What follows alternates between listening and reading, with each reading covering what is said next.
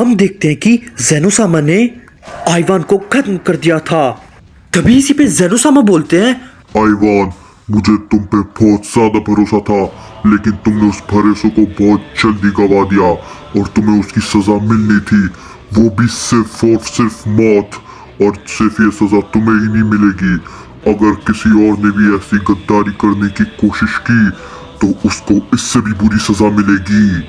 तभी इसी पे वेजिटा बोलता है, जेनोसामा, लेकिन आपको लगता है हमने आइवान को मार के सही किया?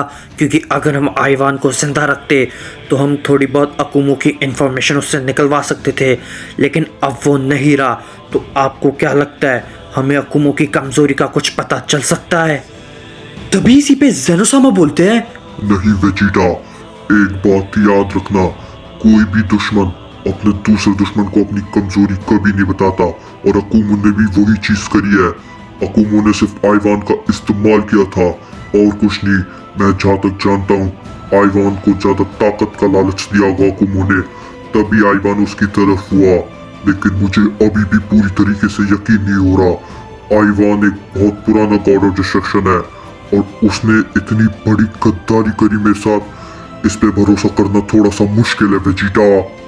तभी इसी पे गोकू बोलता है, लेकिन जेनोसामा, हमने इस वक्त आइवान को तो मार दिया, लेकिन हमें अभी भी अलर्ट रहना होगा, क्योंकि जैसे आइवान गद्दारी करके गया है वैसे हम किसी भी गॉड ऑफ डिस्ट्रक्शन पे भरोसा ढंग से नहीं कर सकते। इसलिए हमें एक मीटिंग बुलानी होगी जिसमें सारे गॉड ऑफ डिस्ट्रक्शन, एंजल्स और उनके सुप्रीम काय को बुलाना होगा। लेकिन हमें ये मीटिंग जल्दी से जल्दी बिठानी होगी, क्योंकि फिर बाद में कुछ क्या हो जाए हम कुछ नहीं कह सकते। इसलिए हमें ये मीटिंग अभी बुला लेनी चाहिए। तभी इसी पे जेनोसामा बोलते हैं, नहीं गोकू, इसकी कोई जरूरत नहीं है, तुम चिंता मत करो, मैं उन सबको अकेले ही देख लूंगा। मैं जरा अपने तरीके से पूछूंगा, क्योंकि हम मीटिंग बुलाएंगे तो सब, अगर उनमें से कोई गद्दार भी हुआ तो वो अलर्ट हो जाएगा। इसलिए मैं अपने तरीके से पता लगाऊंगा, तुम उसकी चिंता बिल्कुल भी मत करो। तभी हमें एकदम से अकुमो का सीन दिखाया जाता है जो कि किसी से कह रहा होता है, तुम्हें सच में लगता है ये ज़ेनो के खिलाफ काम करेगा? क्योंकि ज़ेनो एक ऐसा वैसा ओमनी किंग नहीं है, वो बहुत ज्यादा ही ताकतवर है। वो पहले के ओमनी किंग से कुछ ज्यादा ही ताकतवर हो चुका है, और जब मैं उससे पिछली बार लड़ा था तो जाहिर सी बात है, जैसे मेरी ताकत बढ़ी है तो उसकी भी ताकत बढ़ चुकी होगी। तभी हमें एकदम से एक शख्स को दिखाया जाता है जो कि अकुमो से कह रहा होता है, चिंता मत कीजिए लॉर्ड अकुमो, जहाँ तक मैं ज़ेनो को जानता हूँ वो इसके सामने शायद ही टिक पाएगा। तो अगर ये हार भी गया तो चिंता मत कीजिए, हमारे पास बैकअप प्लान भी रेडी रहेगा। तभी इसी पे अकुमो बोलता है, कोई बात नहीं चिन्हो, मैं इस बार तुम पे भरोसा कर लेता हूँ, लेकिन इस बार ये फेल हुआ तो याद रखना, मेरे अहंकार से तुम्हें कोई भी नहीं बचा सकता। तभी हमें वापस गोकू का सीन दिखाया जाता है जो कि वेजिटा से बोल रहा होता है, हे वेजिटा, तुम्हें क्या लगता है अब कोई गॉड ऑफ डिस्ट्रक्शन गद्दार निकल सकता है? क्योंकि मुझे बिल्कुल नहीं लगता, क्योंकि लॉर्ड बीरस को मैं बहुत पहले से जानता हूँ, मतलब हम दोनों बहुत पहले से जानते हैं। तो इसलिए ये कहना मुश्किल है कि लॉर्ड बीरस गद्दार निकलेंगे। बाकी के गॉड ऑफ डिस्ट्रक्शन भी बहुत पुराने हैं, तो इसलिए अब मुझे नहीं लगता। शायद अब हमें किसी पे शक करना बहुत मुश्किल लगता है। तभी इसी पे वेजिटा गोकू से बोलता है, काकारोट, हम इस वक्त कुछ नहीं कह सकते, तुमने देखा नहीं, आइवान भी बहुत पुराना गॉड ऑफ डिस्ट्रक्शन था और जेनोसामा को भी उस पर बहुत ज़्यादा भरोसा था, लेकिन जैसे कि तुमने देखा वो गद्दार निकला।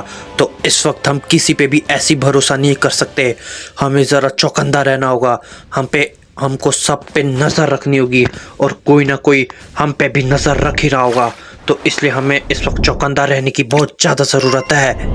तभी इसी पे गोकू बोलता है, हाँ वेजिटा, शायद तुम ठीक कह रहे हो, हमें इस वक्त सतर्क रहने की बहुत ज़्यादा ज़रूरत है, क्योंकि आइवान भी बहुत पुराना गॉड ऑफ डिस्ट्रक्शन था, उसने भी आखिर में गद्दारी कर दी और जेनोसामा ने उसको बहुत ही सबूरी मौत दी है।